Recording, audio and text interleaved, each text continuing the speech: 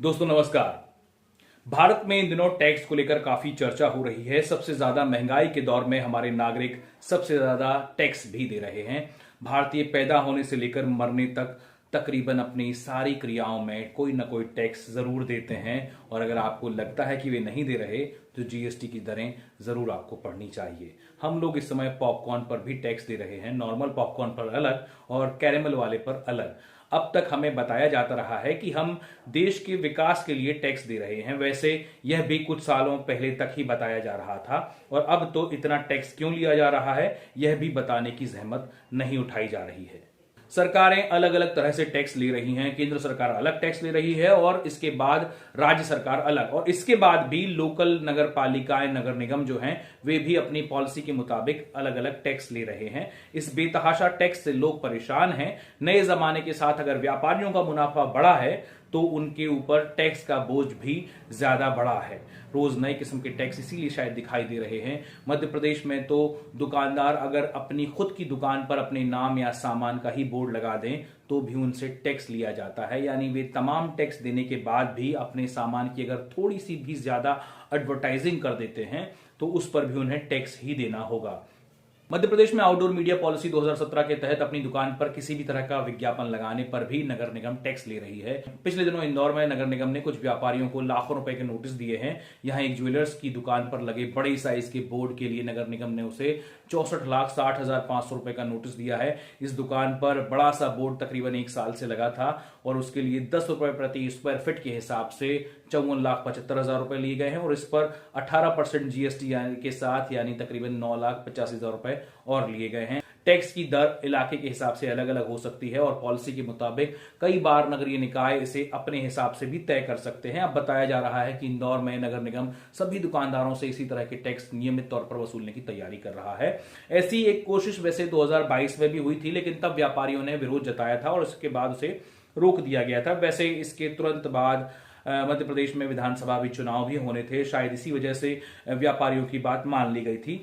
2022 की ही यह खबर देखिएगा, दैनिक भास्कर की नीता सिसोदिया हैं, वे अपनी रिपोर्ट में बता रही है कि पहले ही व्यापारी 10 तरह के टैक्स दे रहे हैं और अब उन्हें अपनी ही दुकान पर अपना ही बोर्ड लगाने के लिए टैक्स भी देना होगा। इसके लिए खुद के पैसों से वे रजिस्ट्रेशन भी करवाएंगे और फिर इलाके की कलेक्टर गाइडलाइन वैल्यू का 4% प्रति वर्ग फुट यानी विज्ञापन का प्रति वर्ग फुट जो है उसका टैक्स भी देंगे।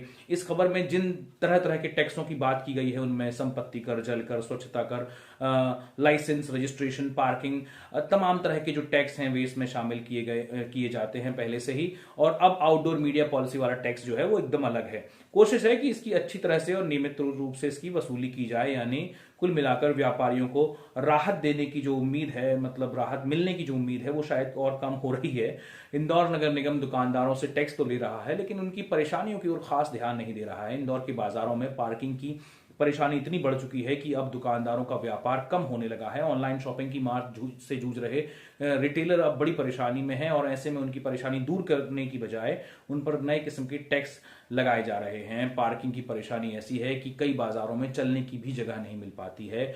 नगर निगम ने पार्किंग स्पेस कुछ जगह बनाए हैं लेकिन इनका खास इस्तेमाल नहीं हो पाता। शायद इसी बहाने नगर निगम ने इस परेशानी को हल करने का ख्याल ही छोड़ दिया है। बोर्ड पर टैक्स लगाने की यह पॉलिसी शायद खस्ताहाल हो रहे नगरीय निकायों को कुछ सांसें देने के लिए हो। मध्य प्रदेश के लगभग सारे नगरीय निकाय अब खस्ताहाल हो चुके हैं। यहाँ आर्थिक तंगी में अपने ही कर्मचारियों को वेतन न दे पाने, विकास कार्य रुक जाने जैसी खबरें अक्सर आती रहती हैं, लेकिन मुख्यमंत्री या मंत्री इस बारे में कोई बात नहीं करते। वे लगातार मध्य प्रदेश को खुशहाल ही बताते रहते हैं, भले ही मध्य प्रदेश पर 4 लाख करोड़ रुपए का कर्ज क्यों ना हो चुका हो।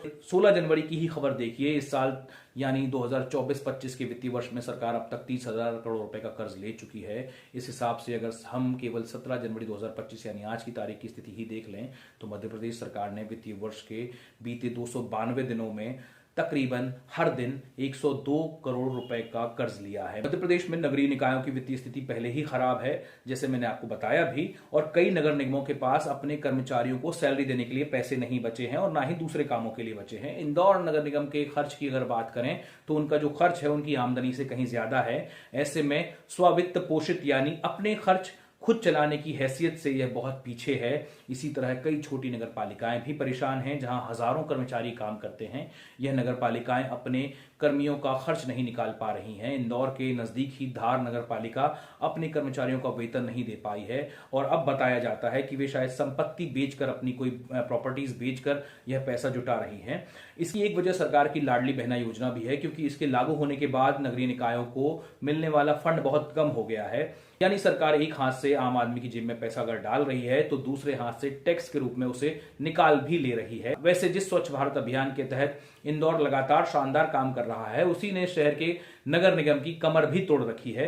इंदौर ने अपनी साफ सफाई पर इतना ज्यादा ध्यान देकर खर्च कर दिया है कि उसके पास अपनी सुविधाओं पर खर्च करने के लिए पैसे कम बचे हैं और इसी के चलते शायद लोगों से नए नए किस्म के टैक्स लिए जा रहे हैं। कुल मिलाकर आम आदमी हर तरह से टैक्स के बोझ के तले दब रहा है, लेकिन सरकारें बेफिक्र हैं। इस टैक्स के बारे में कोई नहीं बोलना चाहता।